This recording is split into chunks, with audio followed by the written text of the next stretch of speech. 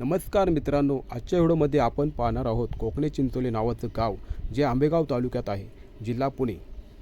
गावाच्या उत्तरेला जो भला मोठा डोंगर आहे त्याच्यावर गिरी आयुका केंद्र आहे।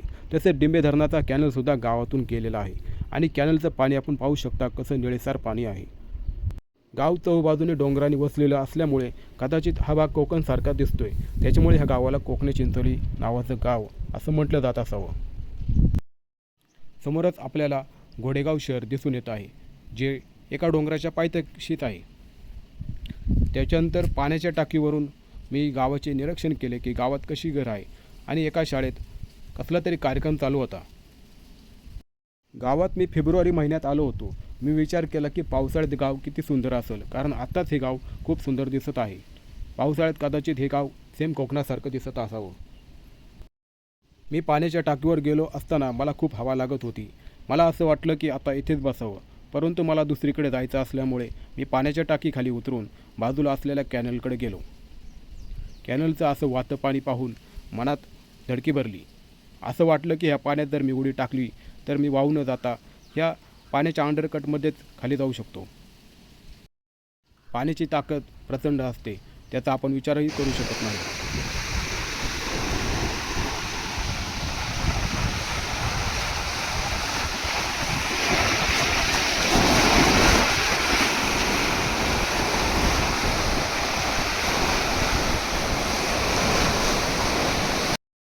त्यानंतर जगदीशचंद्र महिंद्रा हायस्कूलमध्ये मी प्रवेश केला आणि मला दिसून आलं की शाळेतील मुलं काहीतरी वस्तू विकत आहे।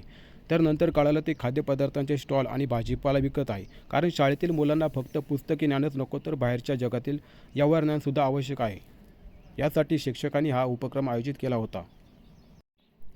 त्याच्यानंतर तेथे पलीकडे असलेल्या हनुमान मंदिरात मी गेलो आणि मी पाहिलं की मंदिर कसं आहे। मंदिर बंद होतं तरीसुद्धा मी बाहेरून मूर्तीचे दर्शन घेतले। दर्शन घेऊन झाल्यानंतर मी म्हटलं की गावची घोड नदी पाहावी, या उद्देशाने मी कोकणे चिंचोली गावातून खालच्या दिशेला निघालो। खालच्या दिशेला एक पायवाट लागते, तेथून गेल्यानंतर मी नदीच्या दिशेकडे जायला निघालो। गाव हे ग्रामीण भागात असल्यामुळे तसेच भीमाशंकरच्या पट्ट्यामध्ये असल्यामुळे येथील हवासुद्धा अत्यंत शुद्ध आहे। त्याच्यानंतर मी खालच्या दिशेला गेलो तर गावचा बैलगाडा घाट मला दिसून आला। तर गावातील लोकांनी बराच खर्च केलेला दिसतोय।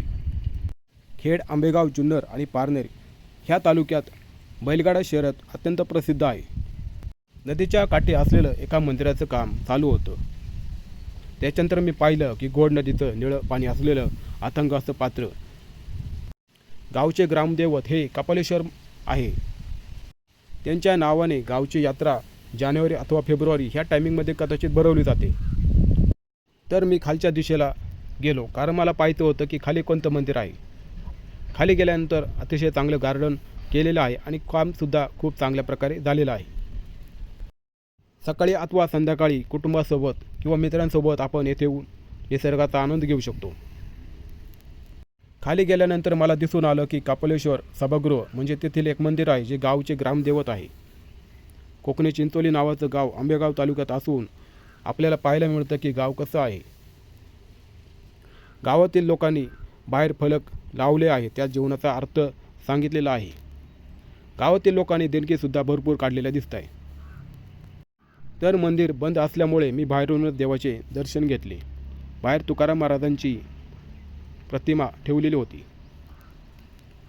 त्याच्यानंतर मी बाहेर आल्यानंतर पाहिलं की नदी किती सुंदर आहे। आमच्या खेड तालुक्यात अशा नद्या दिसत नाही। मित्रांनो, सगळ्यांना आयुष्य जगून एक दिवस मरायचं आहे, त्याच्यामुळे जीवनाचा आनंद लवकरात लवकर घेऊन टाका। मंदिर पाहिल्यानंतर मी पाहिलं की जुन्या काळातील लोकांनी कशा प्रकारे कारागिरी केलेली आहे। तर खूप ऊन झाल्यामुळे मी एका चिंचेच्या झाडाखाली सावलीखाली बसलो। त्याखाली खूप सावली होती। त्याच्यानंतर मी एका काठावर असलेल्या जुन्या पाडाच्या घरात प्रवेश केला। कदाचित हे घर इंग्रजांच्या काळातली असावं। जुन्या काळातील लोकांची घरे अशीच मातीची आणि दगडाची होती। त्याच्यानंतर कौलाची, पत्र्याची, स्लॅबची आणि आता अपार्टमेंट निघाल्या आहेत।